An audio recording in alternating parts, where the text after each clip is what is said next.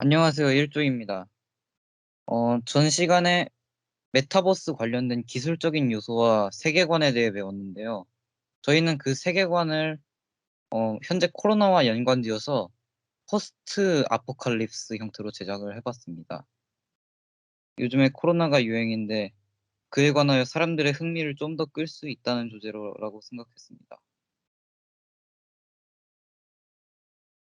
단순한 세계관은 이 정도입니다. 신종 노비아 바이러스 감염증이 13명이 신규 확진됐다는 기사와 함께 WHO에서는 높은 치사율을 발표했고요. 일명 신종 변이에서 일명 좀비 사태가 발생하게 됩니다. 제약회사 엔바이오에서는 노비와 치료제의 개발을 성공했지만 이들은 독점을 하게 됩니다. 하지만 이렇게 독점을 하게 되므로 반란군이 탄생하게 되고 대립구도가 만들어지게 됩니다. 소개를 해보자면 맵에 대한 소개입니다. 캐릭터 커스터마이징, 다양한 생존 룩, 디자인 앤 커스텀이 있고 반란군 일원으로서의 역할을 수행할 수 있습니다. 또한 게임 내에서 사회 구축과 고객과의 상호 연관성이 있습니다. 높은 자유도와 사실성, 실제 아포칼립스 세계를 반영한 것과 같습니다. 그리고 게임 내에서 변수를 만들었는데 랜덤한 변수로 역할군은 따로 부여했습니다. 패시버, 섀도워, 탱커, 테이머, 커뮤니터 등이 있습니다. 맵 디자인은 음침한 분위기를 조성하였고 낡은 자재들과 부서진 의료기 기로 음침한 분위기를 조성하는 것을 도와주었습니다. 황폐화된 도시와 대비해서 반란군과 대립되는 세대인 엔바이오 회사의 건물과 로고를 적극 활용하였습니다. 게임 내 네오 크레디트와 같은 공동화폐를 이용하며 입장권을 구매하는 방식으로 수익 모델을 만들었습니다. 해도시 사이사이 생존자 베이스 캠프와 거래소 등을 구현했습니다.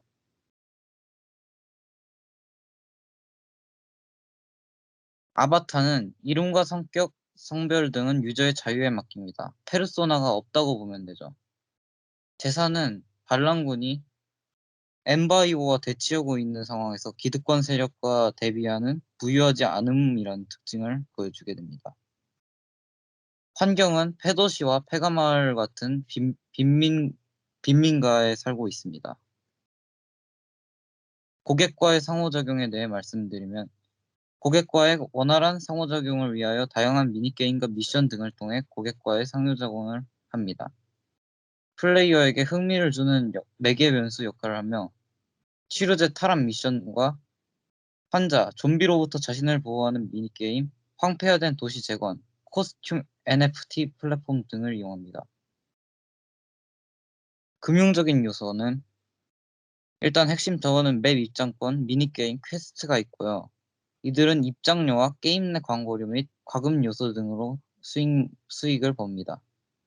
메타버스 탐색 및 생존, 감염자로부터 생존한 미니게임, 기업으로부터 약재 탈압 및 과정에서 퀘스트를 해결하고 NPC를 통해 보상을 얻는 방식의 컨텐츠를 제공합니다. 타 세계관과의 차별점, 이것이 중요하죠. 스토리적인 부분에서 차이가 크고요. 사회의 재건과 소통을 중심으로 하고 있습니다. 고객과의 소통을 아까 고객과의 상호작용을 바탕으로 했죠. 본인이 직접 그 세계관 안에서 살아가는 메타버스의 역할을 수행하고 있습니다. 이제부터 시연이 있겠습니다. 시연은 임채원님께서 진행해 주실 겁니다. 일단 저희 메타버스 세계관에 들어가 보도록 할 텐데요. 플레이어가 처음 딱 메타버스 세계관에 들어왔을 때 플레이어들은 허름한 폐도시에서 눈을 뜨게 됩니다. 일단 텍스처가 로딩 중이네요.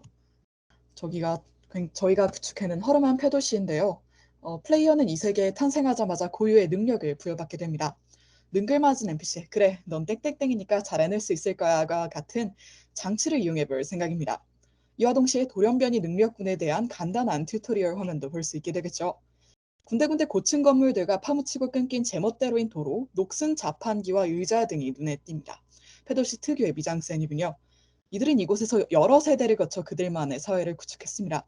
낮에도 어두워 좀비들이 득실거리는 폐빌딩을 과감히 포기하고 천막형 베이스 캠프나 간단한 건축물을 만들어 그들의 무리의 본거지로 삼았습니다.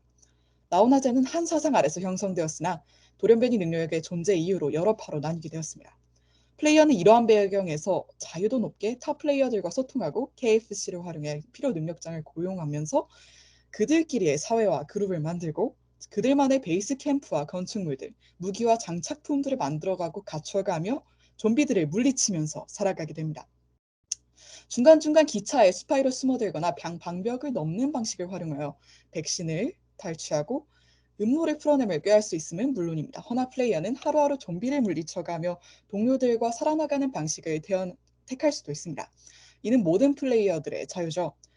도시를 중심으로 쳐진 높은 담, 거대한 라오나제의 로고가 그려진 그 너머에는 사뭇 폐도시와는 다른 풍경이 눈에 들어옵니다. 폐빌딩과는 달리 불이 환히 켜진 빌딩들과 특히 기형적으로 많은 특정 기업의 로고가 보이죠. 앞서 PPT에서 설명한 바 있는 N바이오입니다. 플레이어들은 튜토리얼 잠입과 시네마틱 영상으로 초반부터 도시를 둘러볼 수 있게 되죠. 후에 침입도 자주 해야 할 테니 잘 보아야 할 것입니다. 잠입하여 치료제를 탈취하고 돌아가는 스파이의 시점으로 말이죠. 파밍과 모험 지역은 비단 서울만 있는 것이 아닙니다. 아포칼립스에서 황폐화된 세상을 부각시키기 위해 단골 손님으로 출연하는 황무지인데요. 저 페도시 뒤쪽에 위치해 있습니다. 페도시 쪽으로 가시면은 그 뒤쪽에 저렇게 좀 첩첩산중처럼 생긴 황무지가 보이죠. 이제 사막 너머에 있는 또 다른 비설구역과의 무역을 위한 횡단이나 다른 황무지 좀비의 출현, 그에 따른 미니게임, 그리고 사막 자원의 발굴 등을 위해서 플레이어들은 황무지로 향하게 됩니다. 뭐, 단순 황무지 여행을 택하러 올 수도 있는 것이고요. 이렇게 플레이어들은 다양한 맵을 오가며 좀비 아포칼립스 세계관에서의 자기 자신으로서 살아갈 수 있게 됩니다.